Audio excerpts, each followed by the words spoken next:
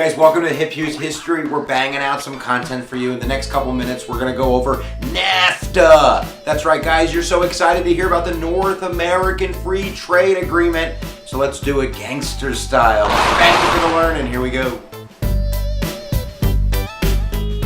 All right, guys, we're going to keep it short and sweet. Let's give you the kind of the operational definition. NAFTA, the North American Free Trade Agreement, is an agreement between North American countries. There's only 3 of them. How could you forget them? We have Mexico, the United States, and Canada. Now, the deal was negotiated by George Bush Sr., the first George Bush president, and it was kind of a tentative deal that was signed in Texas, I believe, in 1993 by George Bush, by Brian Mulroney, who's the Prime Minister of Canada, and I'm going to go with Jose Salinas, who's the President of Mexico. The basic premise is this, that we're going to knock down barriers to free trade, tariffs and taxes, trying to have quotas to protect American goods, or from the Mexican perspective or Canadian perspective, to protect their own free markets within their own borders, is going to fall by the wayside as kind of an economic idea. Now, certainly there's people that believe that we need tariffs and barriers and economic protectionism, and certainly you can leave down in the comments below.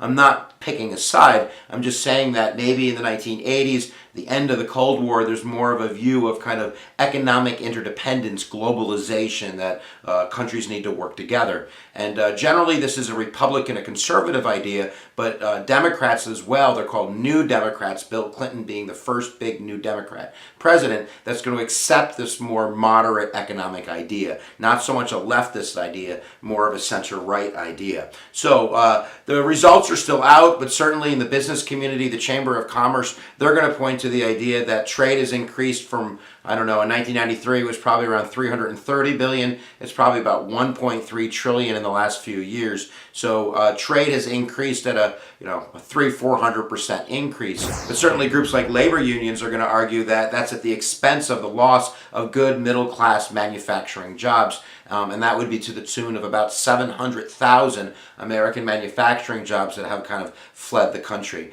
But at the end of the day, these issues were negotiated in the United States Congress. It was actually a very close vote. It was something of the 234 to 200, and that would be a majority of Republicans that voted for it, but there was still about 100 Democrats that voted for it. In the Senate, it was 61 to 38, and 61 is a big deal, baby, because that is one vote over the filibuster. So certainly Bill Clinton was doing a lot of wheeling and dealing in order to get that handful of maybe 20 or 25 Democrats that he needed. There were 2 separate side deals, one on the environment and one on labor, to make sure that kind of the standards were the same in all of the countries. You can't compete if somebody's paying their workers 50 cents an hour and you have to pay your workers $15 an hour. Certainly the jobs are going to flee the country. And we're also worried about, Mexico being a developing country, maybe not having the highest environmental standards, so we don't want NAFTA to be a detriment to our environment. But certainly there's a lot of controversy about whether it works or it doesn't work. But right now, that's the deal, baby. Free trade, duty-free, Mexico, the United States, investment goods. It's all about the economy. We hope you get the major idea now. NAFTA, say it with me, baby. NAFTA, the North Atlantic Free Trade Agreement. Canada, eh? Out. Canada. The United States and Mexico. There you go, the worst accents ever. Remember, guys, where attention goes, energy flows. We'll see you next time that we hit you up on the YouTubes. And make sure you check out the new series on H2. Oh my God, I sound like a commercial guy.